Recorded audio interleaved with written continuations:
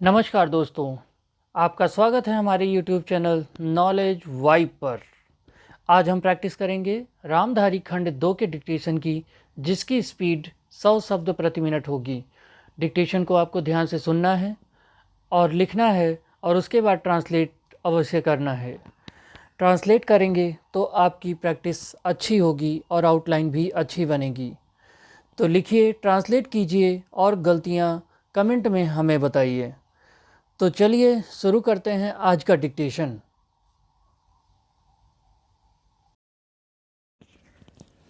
Ready, start. Deputy speaker महोदय, उन्होंने अपनी आँखों के सामने समाज का एक ढांचा रखा था और वे चाहते थे कि समाज की पुनर्रचना उस नए ढांचे के अनुसार की जाए। अभी हम उस रास्ते पर नहीं चल सके हैं। मैं इस बात को दुख से मगर सच्चाई के साथ मानता हूँ कि समाज का जो रूप गांधी जी ने अपनी आँखों के सामने रखा था, हम उसके मुताबिक नहीं चल रहे हैं। हमारे सामने एक दूसरा ढांचा है और हम उस पर चलने का प्रयत्न कर रहे हैं। मैं यह नहीं कहना चाहता कि उसमें से कौन बेहतर है और कौन बुरा। मैं तो इतना ही कह देना काफ़ी समझता हूँ कि जिस रास्ते पर चलकर आज आगे बढ़ना चाहते हैं, वह रास्ता वह नहीं जो हमें उस जगह पर ले जाए जहां गांधी जी हमको ले जाना चाहते थे। हम अगर उसके ठीक विपरीत रास्ते पर नहीं तो कम से कम कुछ अगल बगल या कुछ दूसरी तरफ तो ज़रूर जा रहे हैं। हो सकता है कि हमारी आँखें आहिस्ता आहिस्ता खुलें और फिर हम सीधे रास्ते पर आ जाएं।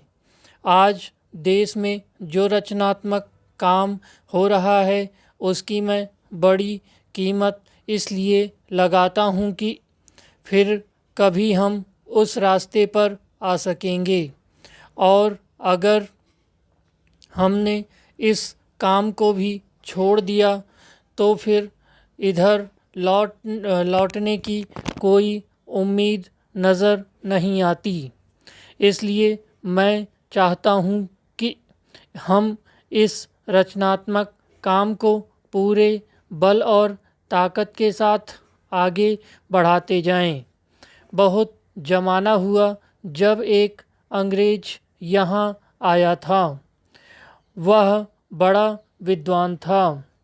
उनकी किताबें अब भी चल रही हैं। गांधी जी उस समय खादी और ग्रामोद्योग की बात चला रहे थे। आप जानते हैं कि पश्चिमी देशों में कोई भी चीज़ ऐसी नहीं जो बिना यंत्र के हो। वहाँ सब काम मशीनों के द्वारा किए जाते हैं।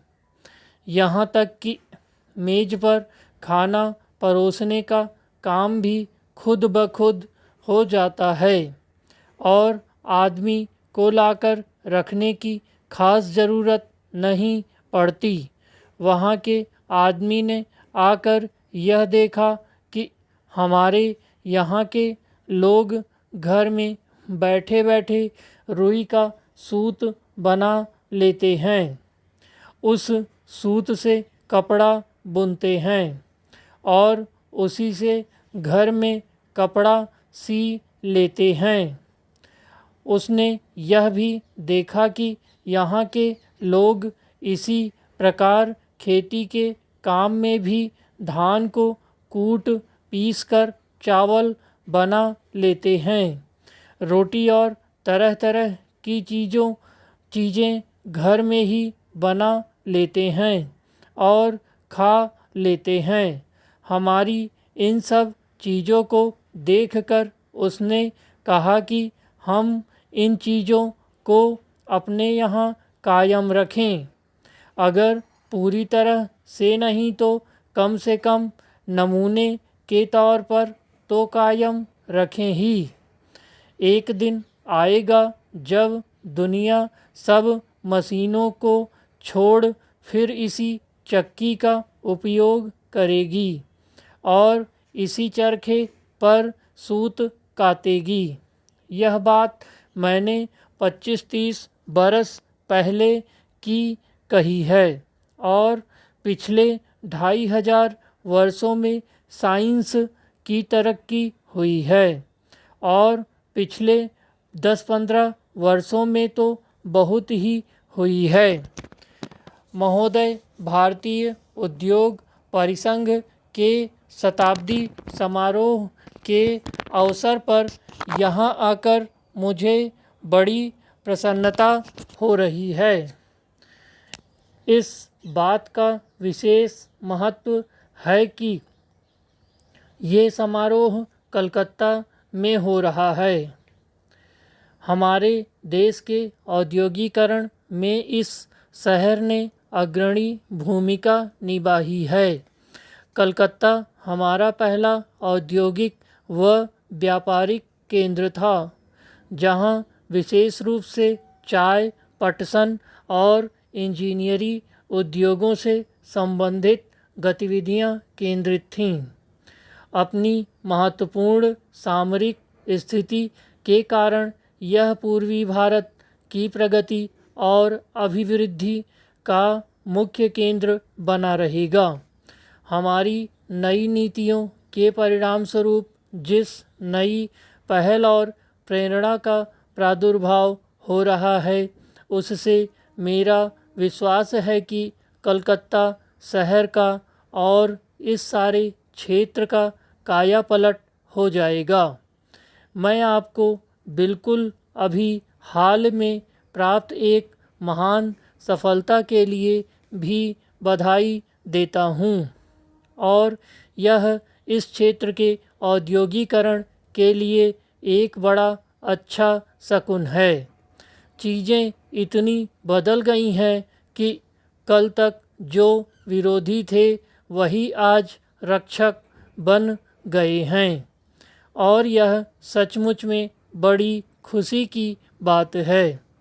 इस खुशी के मौके पर मैं भारतीय उद्योग परिसंघ को बधाई देता हूँ। सन 1985 में केवल 5 इंजीनियरिंग कंपनियां इसकी सदस्य थीं।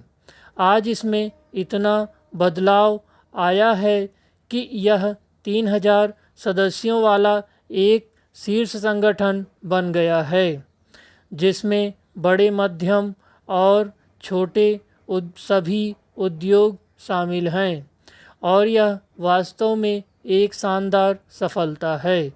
आपके संगठन में सभी विविध प्रकार के व्यावसायिक और औद्योगिक हितों का समावेश है। आपने यह फैसला इतनी सफलता से तय किया है कि अगली दीर्घ यात्रा भी अच्छी तरह पूरी होने की आशा बलवती हो जाती है। जब हम यात्राओं की बातें कर रहे हैं तो इस अवसर पर यह विचार करना भी उचित ही होगा कि हम कहाँ पर थे, आज हम कहाँ हैं और हमारा लक्ष्य कहाँ जाने का है। 1991 में हमने जिस गंभीर आर्थिक संकट का सामना किया था, मुझे उसके विस्तार में जाने की कोई ज़रूरत नहीं। आज आप जितने लोग यहाँ उपस्थित हैं, उन सब को उस संकट के बारे में व्यक्तिगत और प्रत्यक्ष जानकारी है। यह भी अच्छी बात है कि लगता है कि लोग संकट के उन दिनों को भुला बैठे हैं और मानव प्रकृति का यह बहुत अच्छा गुण है। इसलिए आइए यह देखें कि आज हम कहाँ खड़े हैं। जैसा कि आपको भी लगता है कि हमारी अर्थव्यवस्था पुनः उठ रही है और विशेषकर उद्योग के क्षेत्र में, निर्माण के क्षेत्र में वर्ष के पहले 4 महीनों में जो 9% की वृद्धि हुई है वह निसंदेह उत्साहजनक है। चूँकि यह प्रगति बड़ी व्यापक है और औद्योगिक क्षेत्र के सभी खंडों में हुई है, इससे हमारी अर्थव्यवस्था को एक बड़ा बल मिला है।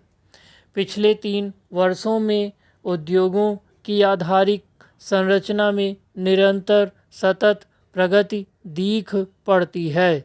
उपभोक्ता वस्तुओं के निर्माण में भी लगातार सुधार हो रहा है।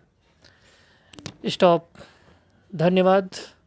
कृपया इसको प्रैक्टिस कीजिए, ट्रांसलेट कीजिए और लगे रहिए। शुक्रिया।